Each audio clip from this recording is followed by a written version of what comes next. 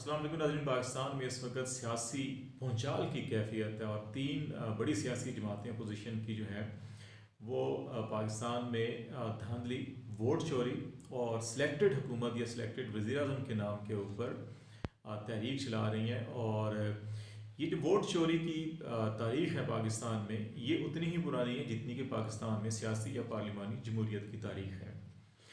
Senate का इंतखाब जो हालिया है वो हो या 1965 का सदारती इंतखाब, अगर हम इन पर नज़र दौड़ाएं तो हर इलेक्शन में धांधली और वोट चोरी के इल्ज़ामात लगे।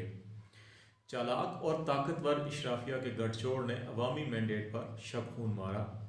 इसी इशराफिया में मक्कार सियासतदान, चालाक सरकारी मशीनरी, ताकतवर स्टैब्लिशमेंट और स्याही में लिपटी अदलिया भी शामिल रही।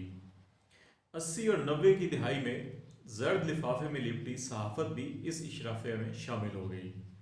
फिर शोर मचाने वालों ने ऐसा शोर मचाया कि बुनियादी हकूक़ से महरूम अवाम अपने हकूक़ को भूल गए और इसी इशराफिया की लड़ाई में बाम दस्तो गिरेबान हो गए।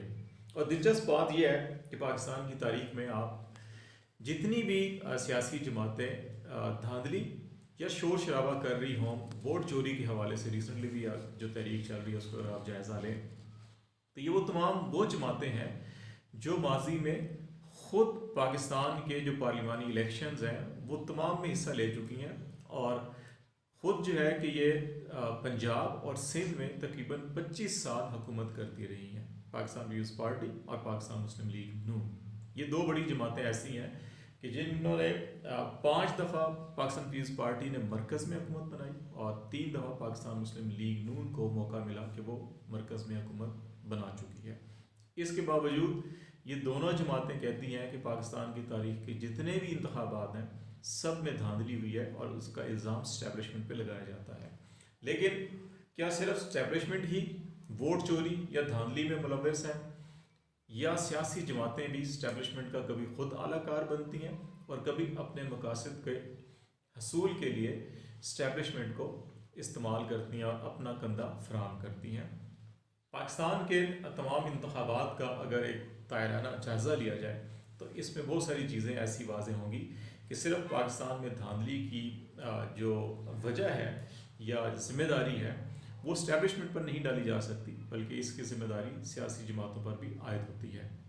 1965 में जब जनरल अयूब खान ने बालग रायदही के हक़ से अवाम को महरूम करके 80,000 सिलेक्टेड अफराद जो हैं उनको वोट का हक़ दिया बीडी सिस्टम के तहत, तो उस वक़्त भी पाकिस्तान के सबसे बड़े जो जमहूरी कायद हैं जुल्फ़िकार अली भुट्टो साहब, वो उस वक़्त अयूब खान की कैबिनेट में वज़ीर ख़ारजा थे।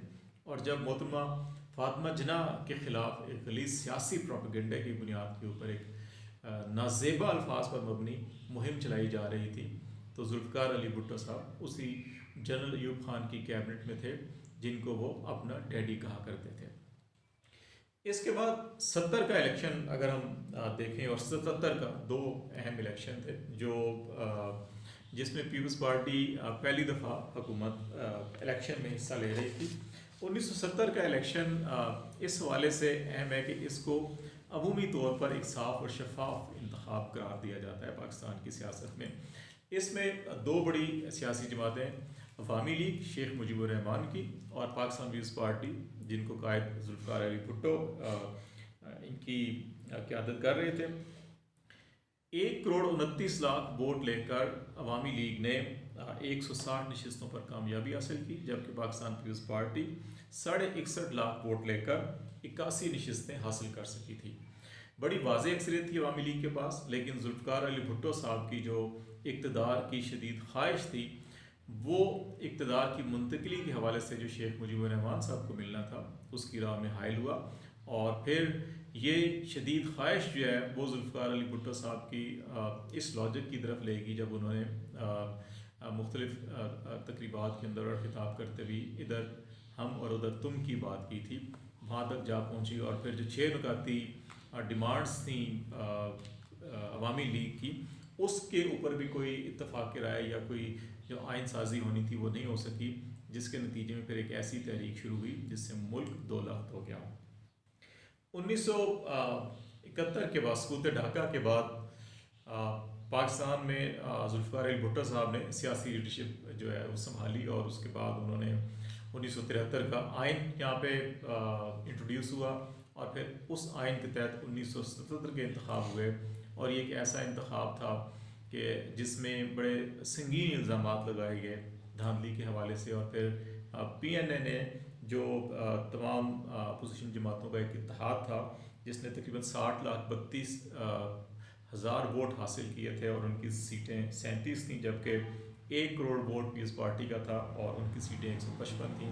एक ऐसी तहरीक चलाई कि जो ना सिर्फ जुल्फ़िकार अली भुट्टो साहब की हुकूमत के खात्मे का सबब बनी, बल्कि इस तहरीक ने जनरल ज़िया-उल हक़ की मदद की और उसके नतीजे में मार्शल लॉ लगा और फिर बाद में जुल्फ़िकार अली भुट्टो साहब को सज़ाए मौत भी दे दी गई।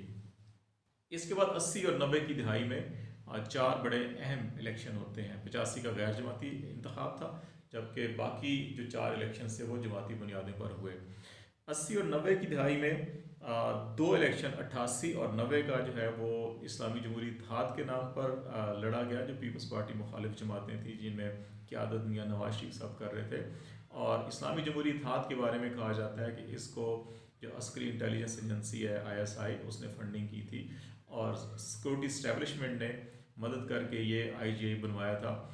अगरचे 88 के इंतखाबात में बेनज़ीर का रास्ता ना रोका जा सका, लेकिन जो 90 का इंतखाब था उसमें IGI ने तकरीबन 79 लाख वोट हासिल किए और उनको 106 नशिस्तें हासिल हुई, जबकि पीपल्स पार्टी जो है वो 78 लाख वोट लिए और 44 नशिस्तें उनके पास थीं।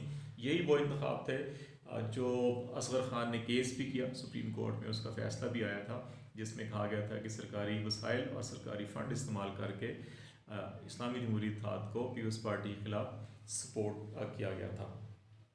1993 का इंतखाब इस हवाले से दिलचस्प है कि इसमें पाकिस्तान पीपल्स पार्टी के वोट कम थे, लेकिन नशिस्तें पाकिस्तान मुस्लिम लीग नून से ज़्यादा थी। और यही वो टेक्निकल जो इलेक्शन इंजीनियरिंग जिसको कहा जाता है, यही वो मामला है। और इसमें तकरीबन 76 लाख वोट था पाकिस्तान पीपल्स पार्टी का और 89 सीट्स इन्होंने जनरल इलेक्शन में जीती थी, बाद में रिजल्ट वगैरह मिला कर हुकूमत बनाई थी। जबकि 80 लाख वोट पाकिस्तान मुस्लिम लीग नून का था, लेकिन उनके पास सिर्फ 73 नशिस्तें थी। इसी तरह 2002 का अगर हम देखें तो उसमें भी यही फार्मूला नज़र आता है कि जिसमें कम वोटों वाले जो है कि प्राइम मिनिस्टर की सीट हासिल करते हैं और जो सबसे ज़्यादा वोट हैं वो अपोजिशन लीडर बनते हैं। और ये 2002 के इलेक्शन में पाकिस्तान पीपल्स पार्टी ने 73,61,000 वोट हासिल किए थे, लेकिन उनकी नशिस्तें जो हैं वो 80 थी। और पाकिस्तान मुस्लिम लीग काफ 69 लाख वोट लेकर 118 नशिस्तें हासिल करने में कामयाब हुई थी और इस तरह हुकूमत उन्होंने बनाई थी।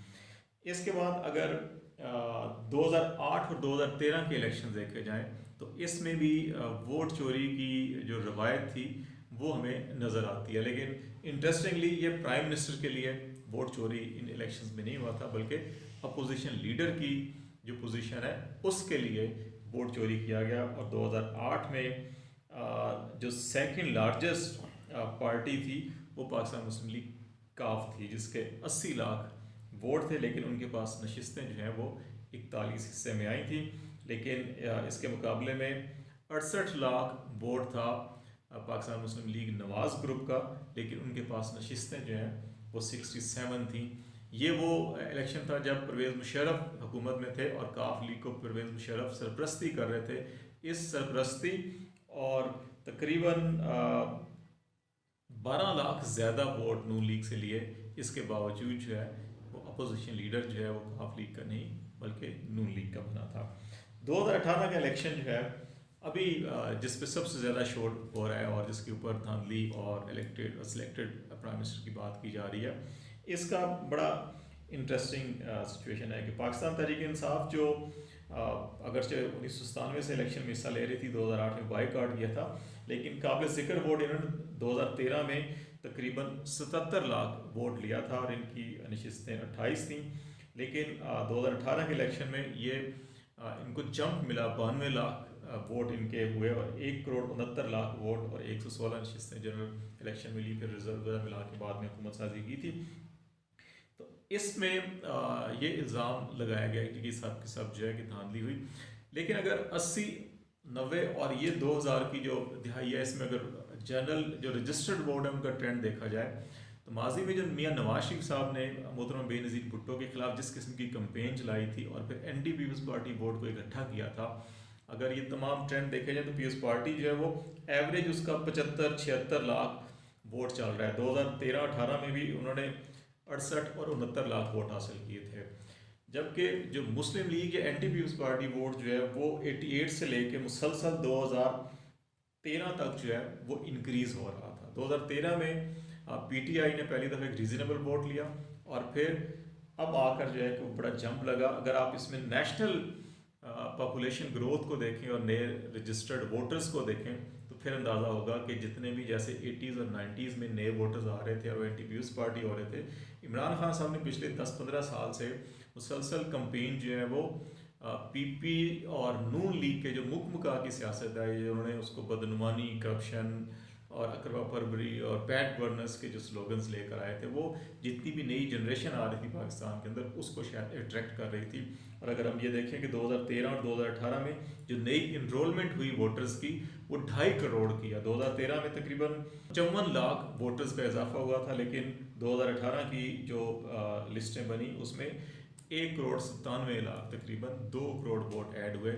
ये 2 करोड़ या 2.5 करोड़ वोट जो है वो किस तरफ गया, अगर पूरे पाकिस्तान की तारीख के हिस्ट्री के वोटिंग ट्रेंड देखें तो पीपल्स पार्टी 70-75 लाख की एवरेज में एक दफ़ा 70 में 1 करोड़ से ऊपर गए और फिर 2008 में 1 करोड़ से ऊपर गए जब मोहतरम बेनज़ीर भुट्टो शहीद हुई थी। उस वक्त कहा जाता है कि उसको हमदर्दी का वोट भी नहीं मिला था। तो एंटी पीपल्स पार्टी वोट जो है सारा नहीं, जितने भी आ रही थी यंग जनरेशन वो नून लीग की तरफ, मुस्लिम लीग की तरफ जा रही थी। लेकिन जब ये तासर पैदा होना शुरू हुआ बेरोज़गारी, महंगाई, इक़्तिसादी अबतरी की वजह से या बैड गवर्नेंस की वजह से कि दोनों पार्टियों का मुकमुका है, तो जितनी नई जनरेशन आ रही थी शायद इमरान खान की जो ज़बान था या लबो लहजा था वो उनको अट्रैक्ट कर रहा था, फ्रस्ट्रेशन थी माहौल के अंदर, तो वो जो नए वोटर्स ऐड हुए शायद वो पीटीआई की तरफ गए। अब जो सूरत हाल है, क्या ऐसी ही इस रवायत को कि कभी अपोजिशन लीडर के लिए या कभी प्राइम मिनिस्टर्स की सीट के लिए वोट चोरी की रवायत बरकरार रहनी चाहिए? नहीं। मौजूदा दौरे हुकूमत में तवक्को की जा रही थी कि इमरान खान साहब इस्लाहात लेकर आएंगे। सेनेट का चेयरमैन का इलेक्शन इस दफ़ा हुआ, इससे पहले सेनेटर्स का इंतखाब हुआ और फिर 2019 में सादिक संजरानी के ख़िलाफ़, चेयरमैन सेनेट के ख़िलाफ़ जब अदम एतमाद की तहरीक पेश हुई तो उस वक्त भी कोई अच्छी रवायत देखने को नहीं मिली। वोट ख़रीदे गए, सेनेटर्स को ख़रीदा गया, नंबर्स अपोजिशन का पूरा था, लेकिन चेयरमैन सेनेट के ख़िलाफ़ अदम एतमाद की तहरीक खुफिया राय दही की बुनियाद के ऊपर जब हुई तो वो नाकाम हो गई। इसी तरह गिलानी साहब खुफिया राय दही के तहत मुंतखब हो गए, वोट थोड़े थे उनके, लेकिन सेनेट के अंदर फिर वो हार गए। अब इसको कुछ सियासी जमातें इसको जो जीत जाती हैं वो अरकान की राय को या ख़रीदो फ़रोख्त को ज़मीर की आवाज़ करार देते हैं, जो हार जाते हैं वो इसको ज़मीर फरोशी करार देते हैं। लेकिन इसके ख़ात्मे के लिए संजीदगी से अब इस्लाहात लानी होंगी। अगर मिसाक़ जमहूरियत में जो रूह कायम की गई थी कि ओपन बैलेट को बरकरार लाया जाएगा या मुतारिफ़ कराया जाएगा, तो वो चीज़ें लाई जाएँ और इलेक्शन में रिफॉर्म्स की जाएँ। और दूसरा ये भी कि अगर मुतनासिब नुमाइंदगी को नाफिज किया जाए या लाया जाए तो उससे ये भी होगा कि एटलीस्ट के जो पार्टी ज़्यादा वोट लेके कम नशिस्तों की तरफ रुझान आ जाता है, जब कट लगाया जाता है टेक्निकल इंजीनियरिंग के तहत, तो वो भी ख़त्म हो जाएगा। और दूसरा फिर ये जो ज़मीर फरोशी या ज़मीर की आवाज़ है, इसके मामले को भी रोका जा सकेगा। इजाज़त दीजिए, अल्लाह हाफ़िज़।